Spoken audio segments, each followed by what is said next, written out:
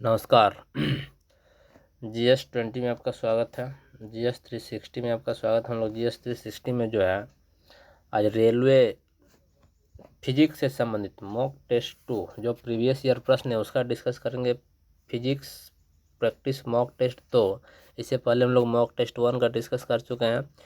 तो ऐसे बच्चे जो इस बार रेलवे की परीक्षा देने वाले हैं, ग्रुप डी की जो परीक्षा देने वाले हैं, जो हाल ही में लगभग जुलाई 2022 के अंत तक शायद प्रारंभ होने की संभावना है या अगस्त के प्रारंभिक सप्ताह से प्रारंभ होने की संभावना है। तो ऐसे बच्चे जो रेलवे ग्रुप डी की तैयारी कर रहे हैं वो सेशन को ज़रूर देखें और जो है सेशन को पूरा देखने का प्रयास करें। आपको ये इसमें पता चल जाएगी कि और ये प्रीवियस ईयर प्रश्न है कि किस प्रकार के प्रश्न है, SSC हो, NDA हो या रेलवे हो, प्रीवियस ईयर में जो प्रश्न पूछे गए हैं उसके बारे में आप जो इसमें अध्ययन करेंगे, इससे आपको एक जानकारी लग जाएगी कि आपको किस प्रकार से अध्ययन करना है। तो स्टार्ट करते हैं यहाँ से। आज का पहला प्रश्न है, सूर्य में निरंतर ऊर्जा का सृजन किस कारण से होता है?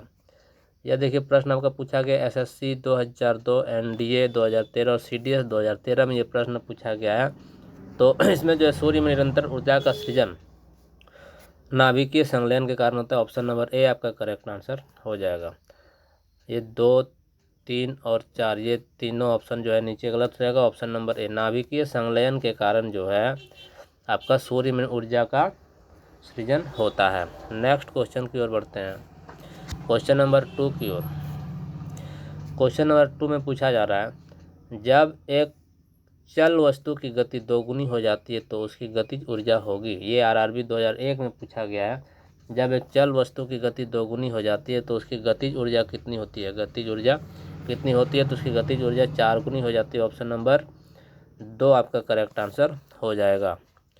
नेक्स्ट क्वेश्चन नंबर 3 की ओर बढ़ते हैं। क्वेश्चन नंबर 3 में पूछा जा रहा है, साइकिल चलाने वाला मोड़ लेते समय क्यों झुकता है?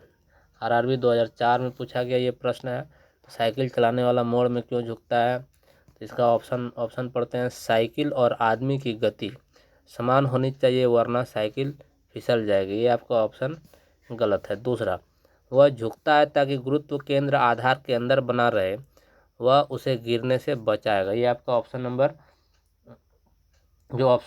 2 है, ये आपको ऑप्शन नंबर 2 करेक्ट आंसर हो जाएगा। Option number 2 is the correct answer.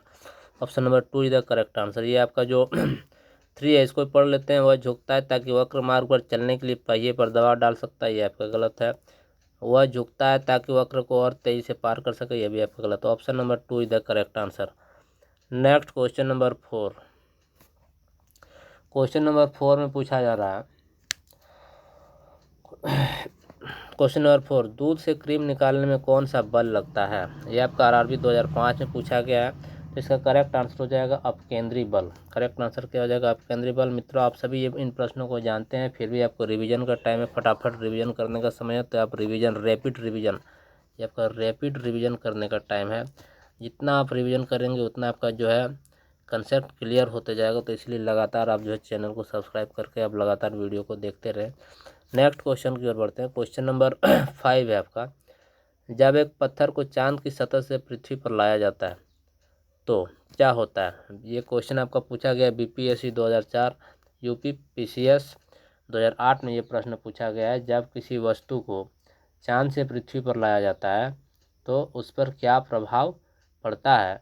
इसको जो आपको आंसर करना है। तो ऑप्शन है, इसका द्रव्यमान बदल जाता है। गलत, ये कथन आपका गलत है। इसका भार बदल जाएगा परंतु द्रव्यमान नहीं। बिल्कुल कथन मतलब ऑप्शन नंबर 2 आपका करेक्ट हो जाएगा। जब कोई वस्तु को हम लोग चांद से पृथ्वी पर लाते हैं तो उसका भार बदल जाएगा परंतु द्रव्यमान नहीं बदलेगा। नेक्स्ट क्वेश्चन नंबर 6 की ओर बढ़ते हैं। नेक्स्ट क्वेश्चन नंबर 6 में है, किसी लिफ्ट में बैठे हुए व्यक्ति को कब अपना भार अधिक मालूम पड़ता है? UPPSC या PCS 1990 में पूछा गया है। ऑप्शन है, जब लिफ्ट त्वरित गति से नीचे आ रही हो। ये आपका गलत हो जाएगा। उसके बाद जो है 2 में है, जब लिफ्ट त्वरित गति से ऊपर जा रही हो। बिल्कुल, जब लिफ्ट तीव्र गति से जब ऊपर जाती है तब व्यक्ति को अपना भार अधिकतम महसूस होता है। तो आपका क्वेश्चन नंबर 6 का ऑप्शन नंबर 2 करेक्ट होगा। नेक्स्ट क्वेश्चन नंबर 7 की ओर बढ़ते हैं। क्वेश्चन नंबर 7 में पूछा जा रहा है, पृथ्वी के गुरुत्वाकर्षण का कितना भाग चंद्रमा के गुरुत्वाकर्षण से गुरुत्वाकर्षण के सबसे नज़दीक है। ये प्रश्न आपका आरआरबी 2005 में पूछा गया है। तो ये आपका हो जाएगा 1/6 1/6 जो गुरुत्वाकर्षण है या चंद्रमा गुरुत्वाकर्षण के सबसे नज़दीक है पृथ्वी के गुरुत्वाकर्षण का। नेक्स्ट क्वेश्चन की ओर बढ़ते हैं। क्वेश्चन नंबर आपका 8। क्वेश्चन नंबर 8 में पूछा जा रहा है लोलक की कालावधि निर्भर करती है। बीपीएससी 2005 में प्रश्न पूछा गया है। लोलक जो होता है पेंडुलम, लोलक की कालावधि निर्भर करती है द्रव्यमान के ऊपर, लंबाई के ऊपर, समय के ऊपर, तापक्रम के ऊपर। तो इसका करेक्ट आंसर हो जाएगा लंबाई के ऊपर निर्भर करती है, ऑप्शन नंबर 2। नेक्स्ट क्वेश्चन बढ़ते हैं। क्वेश्चन नंबर आपका 9। देखिए ये भी लोलक से ही संबंधित प्रश्न है। लोलक घड़ियाँ गर्मियों में क्यों सुस्त हो जाती हैं? ये यूपीपीएससी 2012 में प्रश्न पूछा गया है। लोलक घड़ियाँ गर्मियों में क्यों जो है सुस्त हो जाती हैं? ऑप्शन पढ़ते हैं। गर्मियों के दिन लंबे होने के कारण गलत। लोलक की लंबाई बढ़ जाती है जिससे एक दोलन में लगा हुआ समय बढ़ जाता है, बिल्कुल ऑप्शन नंबर 2 आपका करेक्ट आंसर हो जाएगा। नेक्स्ट क्वेश्चन नंबर 10 की ओर बढ़ते हैं। क्वेश्चन नंबर 10 में पूछा जा रहा है यदि किसी सरल लोलक की लंबाई 4% बढ़ा दी जाए तो उसका आवर्तकाल पर क्या प्रभाव पड़ेगा? यदि किसी जो है सरल लोलक है जिसकी लंबाई 4% बढ़ा दी जाती है तो उसके आवर्तकाल पर क्या प्रभाव पड़ेगा, इस पर जो प्रश्न पूछा है। 8% बढ़ जाएगा, 2% बढ़ जाएगा, 4% बढ़ जाएगा, इनमें से कोई नहीं। करेक्ट आंसर हो जाएगा ऑप्शन नंबर 2, 2% बढ़ जाएगा। तो उसका आवर्तकाल 2% बढ़ जाएगा, प्लस का मतलब बढ़ना, बढ़ जाएगा। Next question number 11। Question number 11 में पूछा जा रहा है वर्षा की बूंदें गोलाकार क्यों होती हैं? आरआरबी 2003 में प्रश्न पूछा गया है। ऑप्शन चेक करते हैं। वायु के वातावरणीय घर्षण के कारण, गलत हो गया। सतही तनाव के कारण, ऑप्शन नंबर 2 करेक्ट होगा। सतही के जगह में आपको पृष्ठीय तनाव भी ऑप्शन में आ सकता है, तो इसको आप ध्यान रखेंगे। पृष्ठीय तनाव के कारण जो है वर्षा की बूंदें गोलाकार दिखाई देती हैं। Next question number 12। Question number 12 में पूछा जा रहा है, क्वेश्चन नंबर 12 में आपसे पूछ रहा है कि तेल दीप की बत्ती में तेल के ऊपर चढ़ने का कारण क्या है? जो तेल दीप की बत्ती होती है, जैसे आपका लालटेन का बत्ती, जो लालटेन होता है, या जो है जो ढिबरी हम लोग ग्रामीण क्षेत्र में बोलते हैं, ढिबरी, जो पहले यूज किया जाता था, उसमें एक कांच का बोतल होता था, उसमें केरोसिन डाल दिया जाता था और एक कपड़ा की जो लंबा सी उसमें डाल के उसको जो जलाया जाता, तो उसमें ऊपर तेल क्यों चढ़ता है? तो तेल का ऊपर चढ़ने का कारण है केशिका क्रिया। Option number 2 is the correct answer, option number 2 is the correct answer. Next question है क्वेश्चन नंबर 13। क्वेश्चन नंबर 13 है श्यानता की इकाई है। श्यानता की इकाई है, आरआरबी 2003 में पूछा गया। श्यानता की इकाई जो है प्वाइज होती है, poise, option number 2 is the correct answer. श्यानता की इकाई प्वाइज है, option number 2। Next question number 14 में, क्वेश्चन नंबर 14 में पूछा जा रहा है उत्प्लावकता से संबंधित वैज्ञानिक हैं। आरआरबी 2005 में प्रश्न पूछा गया है।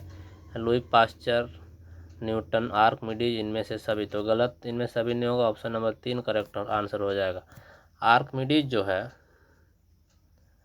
आर्किमिडीज ने उत्प्लावकता का सिद्धांत दिया है, law of floating, law of floating. तो इस बात को जरा ध्यान रखेंगे, ऑप्शन नंबर 3 इसका करेक्ट आंसर हो जाएगा। नेक्स्ट क्वेश्चन नंबर 14 में पूछा जा रहा है कि आपका ध्वनि तरंगों की प्रकृति होती है, ध्वनि तरंगों की प्रकृति होती है, ये जो है आपका 2002 में ये प्रश्न पूछा गया है। 2002 में तो ध्वनि तरंगों की प्रकृति अनुप्रस्थ होती है। तो ये रहा मित्रों 15 महत्वपूर्ण प्रश्न जो railway group D, SSC GD और राज्य स्तर में आयोजित की जाने वाली सभी परीक्षाएं जिसमें जनरल साइंस के प्रश्न पूछे जाते हैं उनके लिए इम्पोर्टेंट है। और इस साल जो ग्रुप डी का एग्ज़ाम होने वाला है, ग्रुप डी 2022, तो इसके लिए ये वाला सेशन अत्यंत ही महत्वपूर्ण है। तो आप पूरा वीडियो को देखने का प्रयास करिए और पूरा वीडियो को देख के आपको यदि अच्छा लगता है तो आप जो है चैनल को सब्सक्राइब अवश्य करें। यदि आपको कुछ सीख मिलती है, यदि आप कुछ मेरे से कुछ सीख पा रहे हैं तो आप जो है चैनल को क्या करना है, चैनल को पहले लाइक करिए, शेयर करिए और सब्सक्राइब भी करिए। धन्यवाद।